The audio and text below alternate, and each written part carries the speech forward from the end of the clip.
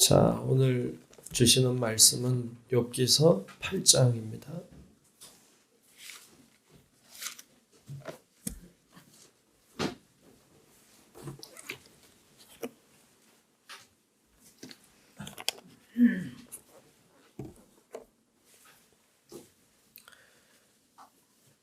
욥기서 8장 1절부터 끝절까지 말씀을 보겠습니다.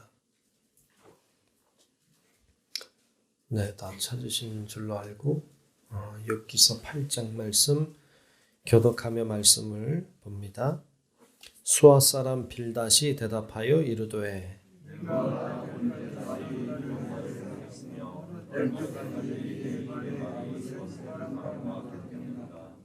하나님이 어찌 정의를 굽게 하시겠으며 전능하신 이가 어찌 공의를 굽게 하시겠는가?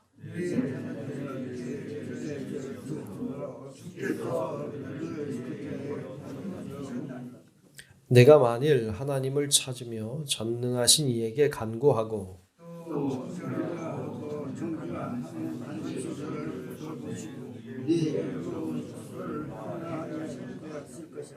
내 시작은 미약하였으나 내 나중은 심히 창대하리라.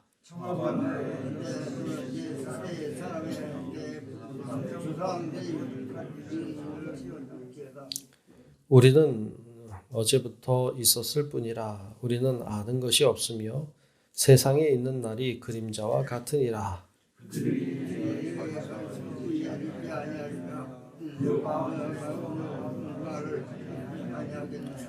왕골이 진펄 아닌 데서 크게 자라겠으며 갈대가 물 없는 데서 크게 자라겠느냐.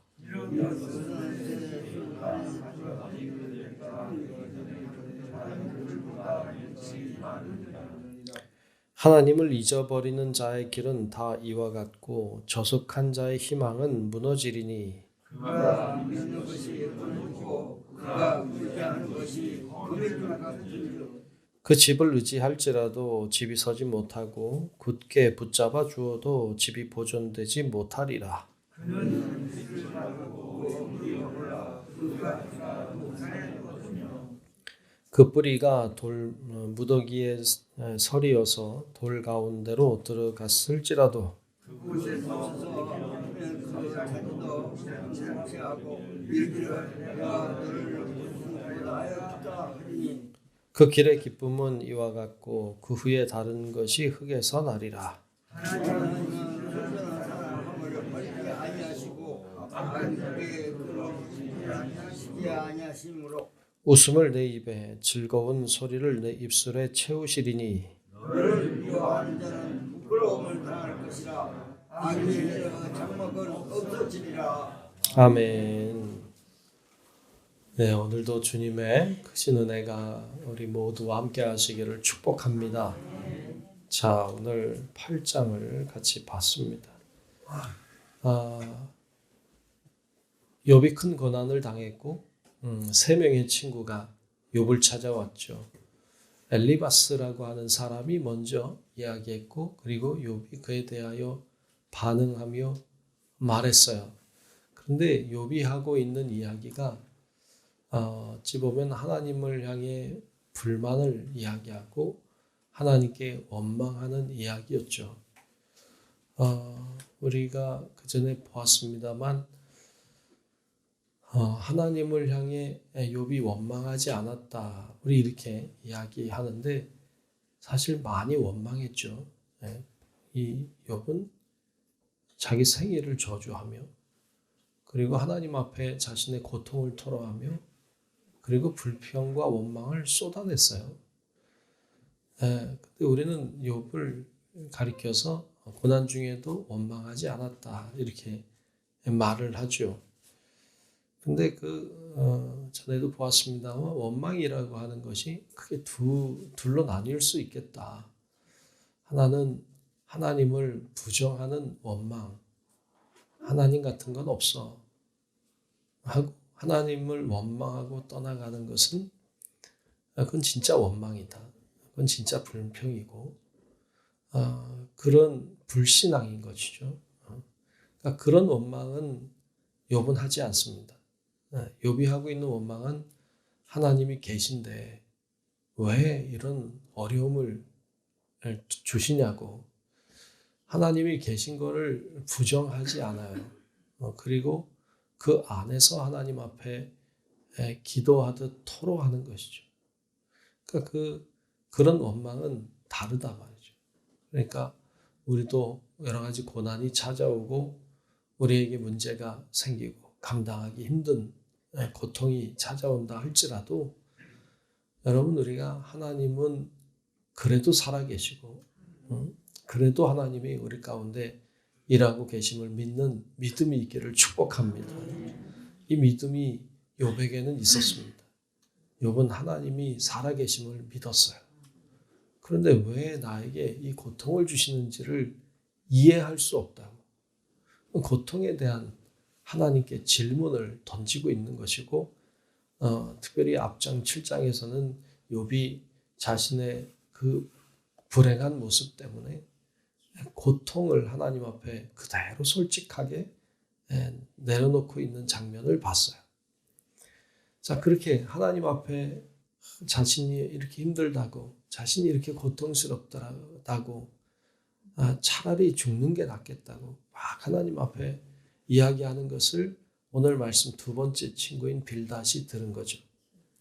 빌닷이 듣고는 그가 이제 드디어 처음 말을 이제 하기 시작합니다. 그 내용이 8장이에요. 8장은 빌닷이 하는 이야기예요. 전부 다. 이 빌닷이 하는 얘기를 들어보면 앞에서 얘기했던 엘리바스와 크게 다르지 않아요. 근데 오늘 말씀해 보면 이제 그 욥이 한 이야기를 듣고 빌닷이 이렇게 말을 시작해요. 자, 1절과 2절을 보겠습니다. 1절, 2절에 보면 수아 사람 빌닷이 대답하여 이르되 네가 어느 때까지 이런 말을 하겠으며 어느 때까지 네 입의 말이 거센 바람과 같겠는가 그랬어요. 너 언제까지 이렇게 말할래? 네? 왜 그런 식으로 말해? 뭐 이렇게 말하는 거죠. 지금 이 빌닷은 뭐 하러 왔죠? 비난하러 왔나요? 이 욥을 약올리려고 왔나요? 혼내려고 왔나요? 아니요, 위로하러 왔어요. 근데 전혀 위로하지 않아요. 위로가 되지 않아요. 야단을 치고 있어요. 그러면서 하나님을 변호합니다. 하나님을 이렇게 변호하죠. 3절에 보면 이렇게 말해요.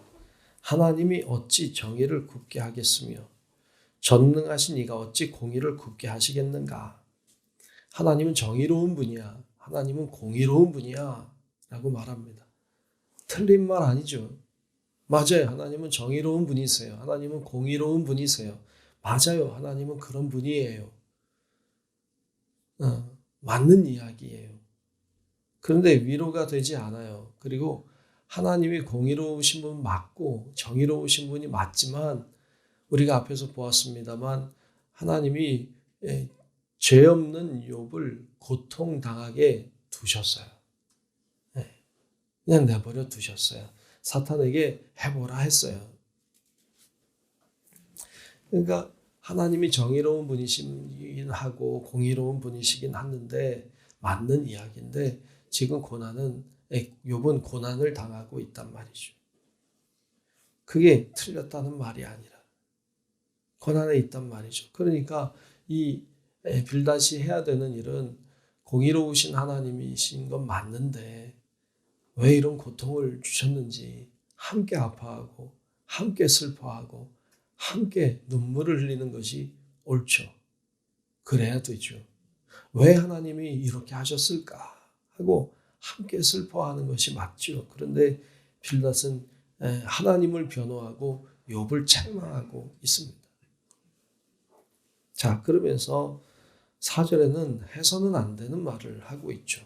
4절에 보면 내 자녀들이 주께 죄를 지었으므로 주께서 그들을 그 죄에 버려두셨나니 그랬어요.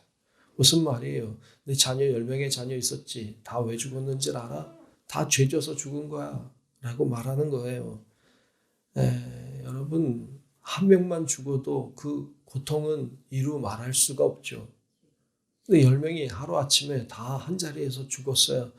여러분, 있을 수 없는 일이죠. 그리고 우리가 앞에서 봤습니다만 욥의 자녀들이 밤새 잔치하고 그랬으면 다음날 아침이면 한 사람 한 사람씩 위하여 번제를 드렸다고요. 혹시 죄를 졌을까 봐. 그러니까 이 자녀들이 죄 때문에 죽었다 이렇게 말하면 안 되는 상황이라고 성경은 얘기하는 거예요.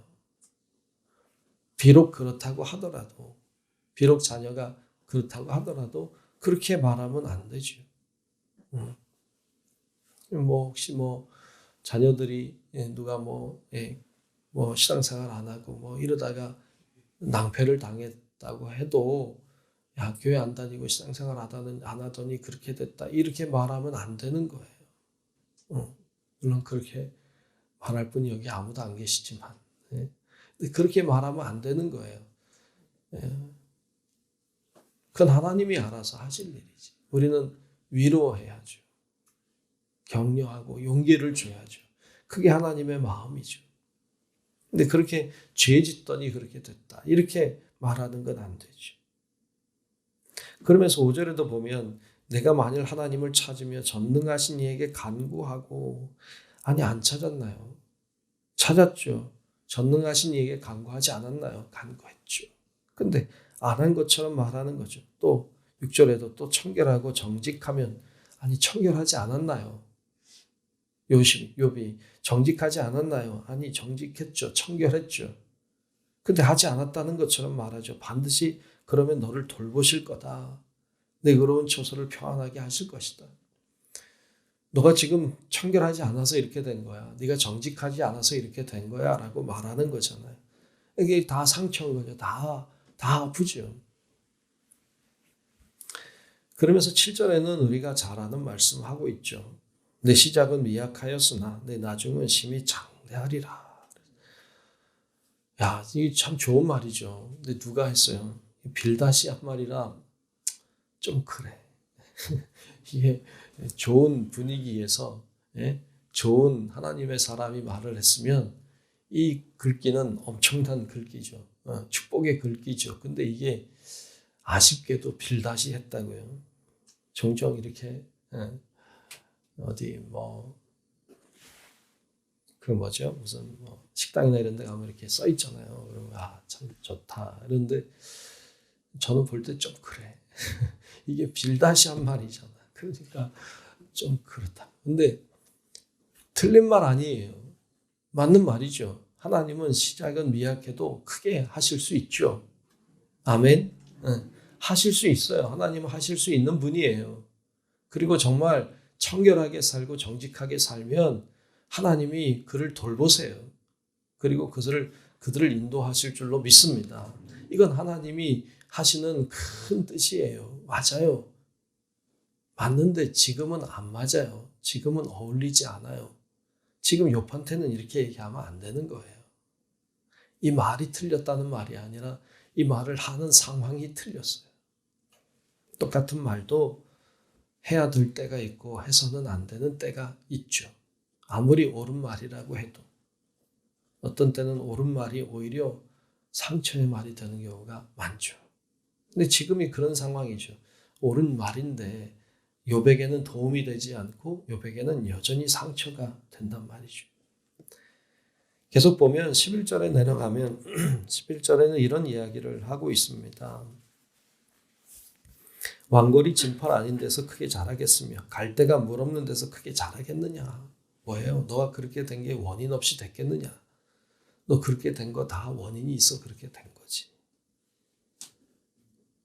근데 욥은 모르겠어요. 어떤 원인 때문에 이렇게 됐는지. 자신이 무슨 죄를 져서 이렇게 됐는지 알 수가 없어요. 또 말해요. 13절에도 보면 이렇게도 얘기해요. 하나님을 잊어버리는 자의 길은 다 이와 같고 저속한 자의 희망은 무너지리니. 맞는 이야기인데 하나님을 잊어버렸다고 욥에게 말하는 거죠. 아니 욥은 하나님을 잊어버린 적이 없어요. 저속한 자라고 말해요. 저속하지 않아요, 욥은. 그런데 그를 그렇게 평가하고 말하고 있는 것을 볼 수 있습니다. 그게 고통이죠. 아픔이에요. 20절에도 그런 이야기를 하고 있어요. 20절에도 하나님은 순전한 사람을 버리지 아니하시고 악한 자를 붙들어 주지 아니하심으로 맞는 이야기인데 욥에겐 어울리지 않아요. 그러니까 그가 빌닷이 하고 있는 이야기가 틀린 이야기는 없어요. 다 맞는 얘기예요. 하나님을 변호하고 있고요. 다 옳은 이야기를 했지만 그것이 욥에게는 어울리지 않는 말이에요.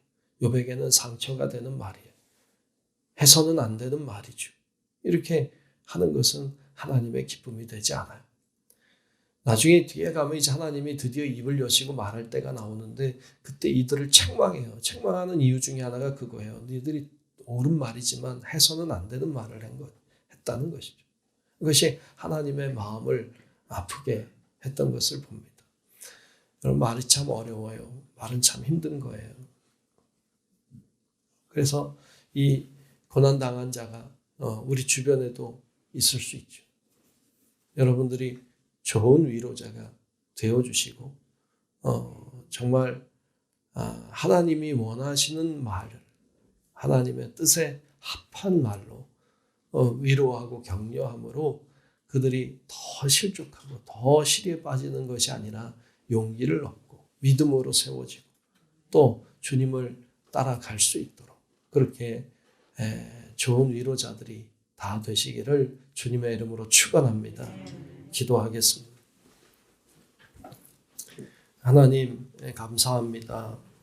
주의 은혜와 사랑으로 오늘도 우리를 붙드시고 깨우시며 하나님 앞에 기도하는 자 삼으시니 감사합니다. 하나님, 저희들이 좋은 위로자가 되기를 원합니다. 행여 우리의 말에 악이 담겨져 있지 않도록 우리의 말에 실수함이 없도록 하나님 저희들을 붙들어 주시고 저희들이 주님을 의지하고 믿음으로 주님이 원하시는 말과 주님이 원하시는 뜻을 따라 나아가는 하나님의 사람들 되게 하여 주시옵소서. 성령께서 오늘도 우리의 기도를 들으실 줄로 믿습니다. 하나님 앞에 간구하며 나아갈 때 성령으로 충만하게 하시고 하나님의 놀라운 뜻과 은혜와 사랑을 경험하는 저희들 다 되게 하여 주옵소서. 오늘도 주님과 동행하는 삶이 되기를 간절히 소망하오며 살아계신 예수님 이름으로 간절히 기도하옵나이다. 아멘. 하늘에 계신 우리 아버지여, 이름이 거룩히 여김을 받으시오며 나라가 임하시오며 뜻이 하늘에서 이루어진 것 같이 땅에서도 이루어지이다. 오늘 우리에게 일용할 양식을 주시옵고 우리가 우리에게 죄 지은 자를 사하여 준 것 같이 우리 죄를 사하여 주시옵고 우리를 시험에 들게 하지 마시옵고 다만 악에서 구하시옵소서. 나라와 권세와 영광이 아버지께 영원히 있사옵나이다. 아멘.